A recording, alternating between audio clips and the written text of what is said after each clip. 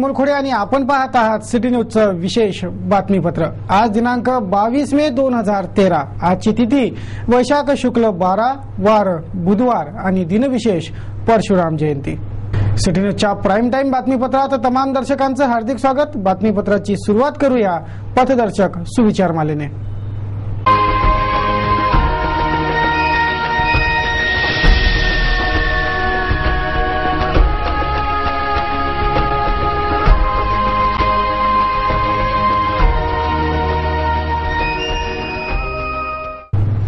आता बघूया बातमीपत्रातील ठळक बातम्या।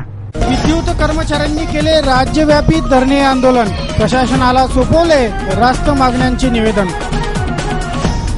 रस्ता अपघातात 1 ठार 3 जखमी, मुलगी पाहण्यासाठी नागपूरवरून अमरावती येत असलेल्या पाहुण्यांच्या गाडीचा टायर फुटल्याने घडला अपघात। विद्यापीठाच्या कुलगुरूंचा घेराव करून बजेट ऑनलाईन सुरू करण्याची मागणी केली NSUI ने। अतिक्रमणाच्या नावावर झाले गौरी कुटुंबियांचे घर उद्ध्वस्त, पीडित कुटुंबाचा आर्तटाहो।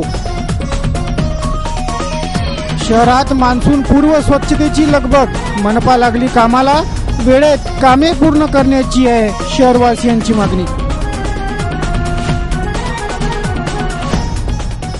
या होत्या आतापर्यंतच्या ठळक बातम्या आणि ठळक बातम्यांचे प्रायोजक होते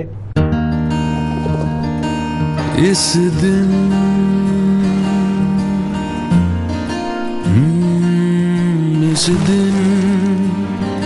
का सबसे सुहाना पल कौन सा है, क्या कहता है, आजा घर आजा।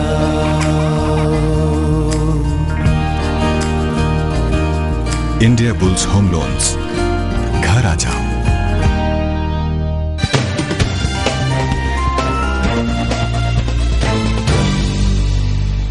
चला बघूया बातम्या विस्तारित स्वरूपात। आता बातम्या गुन्हेगारी जगताच्या। Crime watch.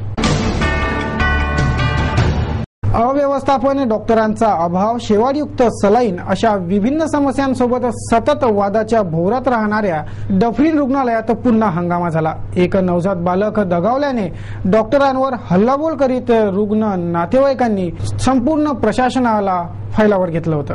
डफरीन रुग्णालयात प्रसूतीसाठी दाखल झालेल्या असमा शेख नावाच्या महिलेला झालेलं बाळ रुग्णालयाच्या ICU मध्ये दगावलं।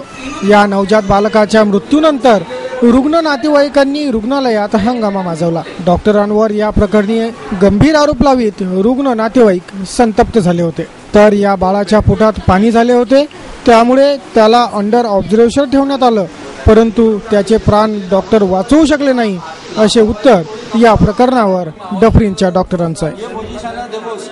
काही दिवसांपूर्वी जिल्हा सामान्य रुग्णालयात एक लाश सापडली होती। या घटनेने रुग्णालय प्रशासनाची चांगलीच तारंबळही उडाली होती। बुधवारी पुन्हा याच घटनेची पुनरावृत्ती इरविनमध्ये झाली। इरविनच्या अपघात कक्षाजवळ एक अज्ञात युवकाचा बेवारस मृतदेह आढळून आला। अद्याप या इसमाची ओळख पटलेली नाही। याबाबत इरविनचे प्रभारी जिल्हा शल्य चिकित्सक जयस्वाल यांनी तातडीच्या उपाययोजना चालवण्याची माहिती दिली आहे। हॉस्पिटलमध्ये सुरक्षा कर्मचारी वाढवणे आणि त्यांना सूचना देणे किंवा जे एक्स्ट्रा लोक फिरत राहतात वार्डात औषधी किंवा बसलेले असतात बिनकामाचे, काहीच काम नसते, फक्त आराम करायला किंवा टॉयलेट हे करायलाही करते, अशा लोकांची विचारपूस करणे, त्यांची एंट्री घेणे, त्यांचा पत्ता विचारणे आणि काय कारण नसताना थांबलेले असं त्यांना घालून बाहेर घालवणे, हा प्रकार आम्ही सुरू करू। आणि याच्यासाठी आम्ही आम्हाला सुरक्षा कर्मचारी जास्त मिळतील ते प्रयत्न करू।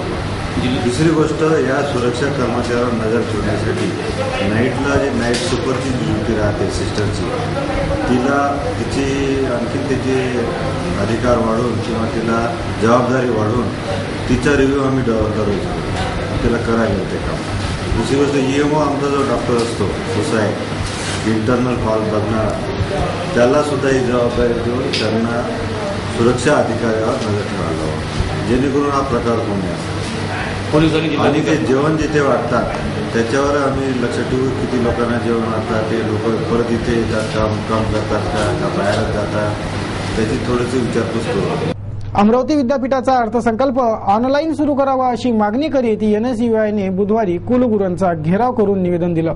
संतापाच्या भरात तोडफोडही या आंदोलनादरम्यान विद्यापीठात झाली. बुधवारी एनएसयूआयच्या कार्यकर्त्यांनी विद्यापीठातील अर्थसंकल्पाला ऑनलाईन सुरू करण्याची मागणी करीत कुलगुरू खेडकर यांचा घेराव केला. देशभरातील विद्यापीठांचे बजेट ऑनलाईन सुरू आहेत, मग अमरावती विद्यापीठाचे का नाही असा जाब विचारित एनएसयूआयच्या कार्यकर्त्यांनी विद्यापीठाच्या प्रवेशद्वाराचे कुलूप तोडून विद्यापीठात प्रवेश केला आणि संतप्त भूमिकेत कुलगुरूंपुढे ऑनलाईन बजेटची मागणी ठेवली. भ्रष्टाचार रोखण्यासाठी हा बजेट ऑनलाईन गरजेचं आहे असे मत एनएसयूआयच्या कार्यकर्त्यांनी स्पष्ट केलंय. हिरपूर येथील परिवाराने पोलीस महानिरीक्षकांकडे तक्रार देऊन या परिवारावर झालेल्या अन्यायावर लक्ष वेधलंय. अतिक्रमणाच्या नावावर राजकीय डावपेचातून या गवडी परिवाराला बेघर केल्याचा आर्तटाहो या गवडी परिवाराचा आहे. मूर्तिजापूर तालुक्यातील हिरपूर येथील गवडी कुटुंबियांचे घर गावचे सरपंच व कथित समाजसेवक यांनी अतिक्रमणाच्या नावावर उद्ध्वस्त करून टाकले. हे गवडी कुटुंबातील त्यांच्या सुनीची प्रसूतीसाठी रुग्णालयात गेले असता घरात कुणी नसल्याचे बघून हा प्रकार करण्यात आला. यात गवडी कुटुंबाचे पक्के घर जमीनदोस्त करण्यात आले. पोलीसही गवडी कुटुंबियांची बाजू ऐकून घेत नाहीत अशी तक्रार या उघड्यावर आलेल्या गवडी परिवाराची आहे. पोलीस महानिरीक्षकांकडे सदरची तक्रार एका निवेदनातून देण्यात आली. सरपंचानं घर पाडलं, हे जागा म्हणे ग्रामपंचायतची आहे म्हणे, आम्हाला खाली करण्यात यावे म्हणे. आम्हाला सर घर नाही आहे, आम्हाला दार नाही आहे, आम्हाला नवरा नाही आहे, तर कोणाच्या सहाऱ्याने जगाचा आम्ही? हा, असा सरपंच जर रावण गावात आला तर आम्ही मरायचं का आज? हा, मग आम्हाला मरायला पर्याय दाखवा तुम्ही. तर तुम्ही गावात असं कार्य करा, नाही तर स्वतः मरा. हा, आमचं घर उद्ध्वस्त केलं तुम्ही. कमाईवर आज आम्ही जिलंगाने जोडली. बघा नवऱ्याच्या बहिणं यानं माझ्या घराचा सत्यानाश केला. हा, आज सर मला एक पोरगा आहे, याच्यासाठी काय करून ठेवू मी? का त्याला मारून टाकून मी मरू? हा, आज मला सहारा नाही आहे, आई वडिलाच्या सहाऱ्यानं राहायचं. हा, हे ना आमच्या घराचा सत्यानाश केला. आम्ही घरी नसताना याला मला पर्याय नाही आहे, नाही तर मी ते पोराला घेऊन आत्महत्या करणार. हा, आम्ही 4-5 दिवस झाले बेघर आहो, आम्ही लोकांच्या घरी राहून राहिलो. हा, आमच्या खायला अनाजाला शिल्ला गेला, आमच्या घरात पैसा आदला आहे. आणि आमच्यावर प्रकार असा घडला का आम्ही माझ्या सुनीची डिलिव्हरी झाली 27ला आणि 30 तारखेला ऑपरेशन होतं.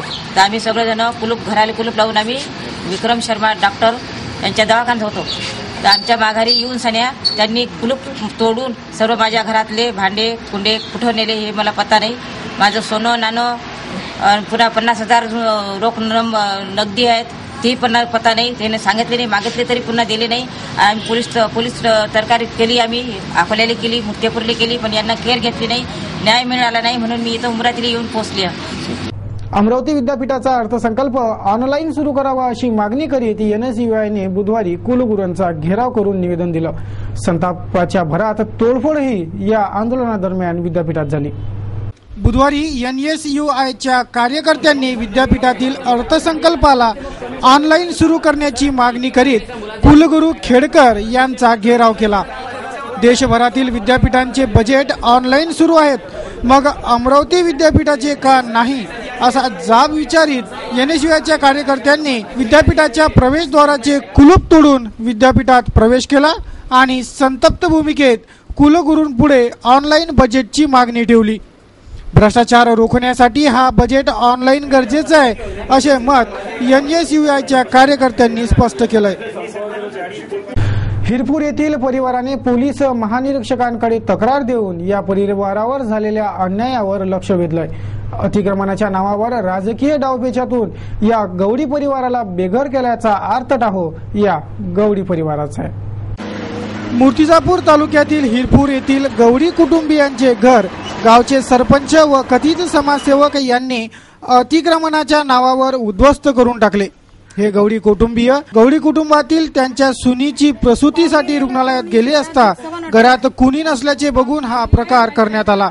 यात गवडी कुटुंबाचे पक्के घर जमीनदोस्त करण्यात आले। पोलीसही गवडी कुटुंबियांची बाजू ऐकून घेत नाहीत अशी तक्रार या उघड्यावर आलेल्या गवडी परिवाराची आहे। पोलीस महानिरीक्षकांकडे सदरची तक्रार एका निवेदनातून देण्यात आली। सरपंचानं घर पाडलं, हे जागा म्हणे ग्रामपंचायतची आहे म्हणे, आम्हाला खाली करण्यात यावे म्हणे। आम्हाला सर घर नाही आहे, आम्हाला दार नाही आहे, आम्हाला नवरा नाही आहे, तर कोणाच्या सहाऱ्याने जगाचं आम्ही? हा, असा सरपंच जर रावण गावात नाही आला तर आम्ही मरायचं का आज? हा, मग आम्हाला मरायला पर्याय दाखवा तुम्ही, तर तुम्ही गावात असं कार्य करा, नाही तर स्वतः मरा। हा, आमचं घर उद्ध्वस्त केलं तुम्ही, कमाईवर आज आम्ही जिंदगानी जोडली। बघा नवऱ्याच्या बहिणं यानं माझ्या घराचा सत्यानाश केला।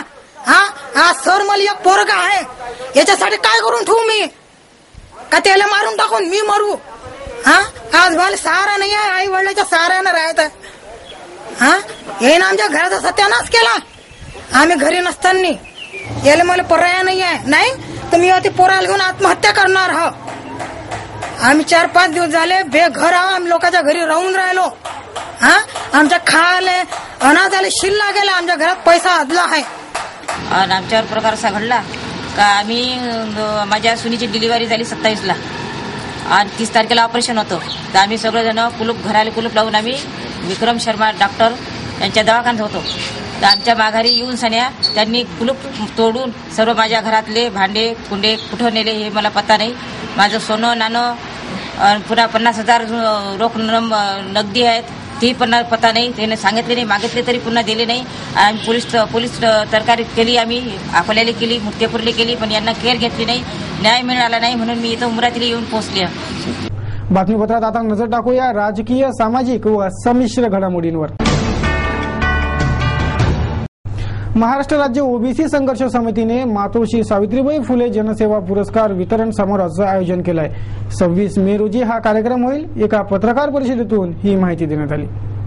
महाराष्ट्र राज्याचे माजी मंत्री आणि महाराष्ट्र राज्य ओबीसी संघर्ष समितीचे अध्यक्ष सुधाकरराव गंगणे यांच्या नेतृत्वातील महाराष्ट्र राज्य ओबीसी संघर्ष समितीचा ओबीसी मेळावा 2002 पासून अमरावतीमध्ये आम्ही घेत आहोत। ओबीसी समाजाच्या न्याय हक्काकरता, ओबीसी समाजाला संघटित करण्याकरता आणि ओबीसीच्या मागण्या, त्या मागण्या शासनद्वारे मागण्याकरता या विविध विषयांवर दरवर्षी ओबीसी मेळाव्याचं आयोजन केलं जातं। याही वर्षी हा मेळावा दरवर्षी अमरावतीमध्ये हा मेळावा घेण्यात येतो, परंतु यावर्षी ग्रामीण भागातल्या आमचे पदाधिकारी कार्यकर्त्यांची मागणी असल्यामुळे यावर्षीचा मेळावा अंजनगाव तालुक्यातील पथोज या गावी आम्ही घेण्यात आलेला आहे। पथोजला हा मेळावा 26 मे 2013ला दुपारी 5:30 वाजता या मेळाव्याचं आयोजन केलेलं आहे। या मेळाव्याला अमरावती जिल्ह्याच्या विविध मान्यवरांसह संपूर्ण राज्यातले काही राज्यातील लोकांनी आमंत्रित केलेले आहे। या मेळाव्यामध्ये दरवर्षी मातोश्री सावित्रीबाई फुले गुणगौरव पुरस्काराने विविध मान्यवरांना आणि विविध महिलांना आम्ही सन्मान करण्यात येत असतो। या मेळाव्यामध्ये जास्तीत जास्त जनतेने उपस्थित राहण्याचे आवाहन या संघटनेचा अध्यक्ष यांनी करतो।